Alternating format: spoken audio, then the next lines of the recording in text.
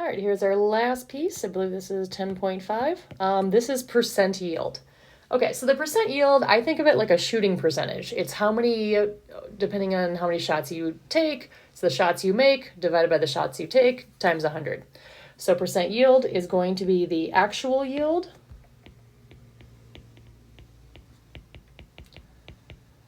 divided by the theoretical yield times 100. Okay, and so we're going to get an answer, and whatever answer we get, you want to have your answer, just like we do with any other time we have percents, your answer should have two decimal places, decimal, and a percent sign, because it is a percent. Okay, so let's go back to our sandwich example, the percent yield in the sandwich example. Well, if you remember the theoretical yield, we were able to make 4 sandwiches, but the dog came in and ate one, and so our actual yield is going to be 3 sandwiches. So I take 3 divided by 4, multiply that by 100 to get 75.00%. Again, we just want you to kind of standardize it with 2 decimal places. All right, for this, I'm actually going to rearrange a little bit how I have you doing the math. So we can look at it that way. The other thing, if you think about what's really going on here, a percentage is it's like a proportion. You're taking your number, for instance, 3 over 4, and you're trying to see how much that is over 100. All right, so that's actually how we're going to set them up. And so you're just going to end up cross multiplying. So if we take 100 times 3 divided by 4, the calculator again is going to give us 75. And then because that was a whole number, we're just going to add on the 2 decimal places and call it a percent. All right. Okay, here we go. So using the information given, determine the theoretical yield. So we're going to need that to figure it out. Then calculate the percent yield if 110 grams of Ag2S is actually recovered. All right, so when we give you this amount and we're saying it's actually recovered, we are giving you the actual yield. So that's how much was actually made. Then we need to look at these amounts and figuring out the theoretical yield is the same as it was last time.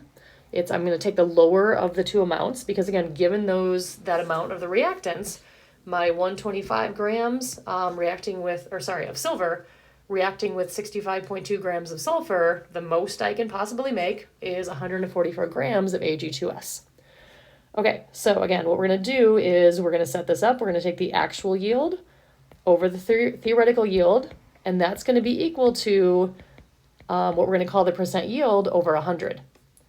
All right, so my actual yield is 100 grams. My theoretical yield, 144 grams. And I'm trying to figure out that's something over 100.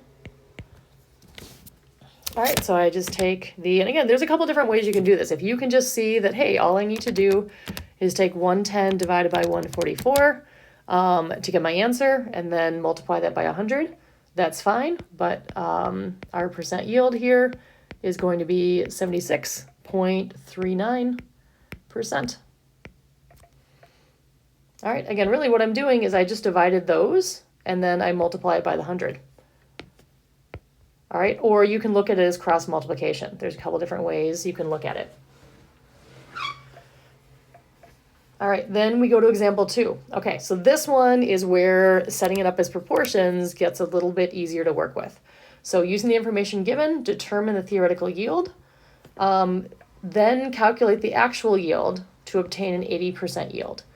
All right, so again, I know actual yield over theoretical yield is equal to percent yield over 100. So what I know now is I know I'm trying to get an 80% yield. All right, so I'm going to put that in.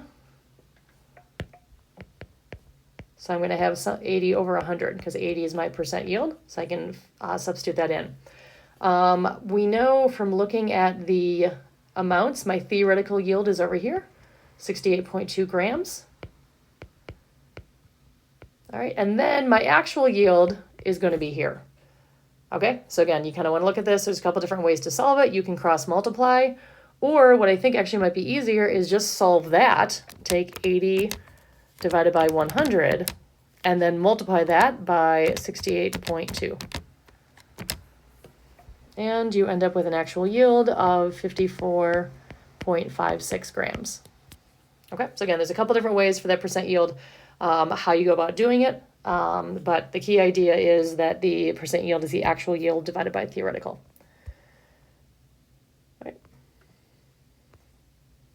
All right, and then we've got another one. I'm trying to think if I did this one earlier. Nope, I think we're about set. So that is how you do percent yield.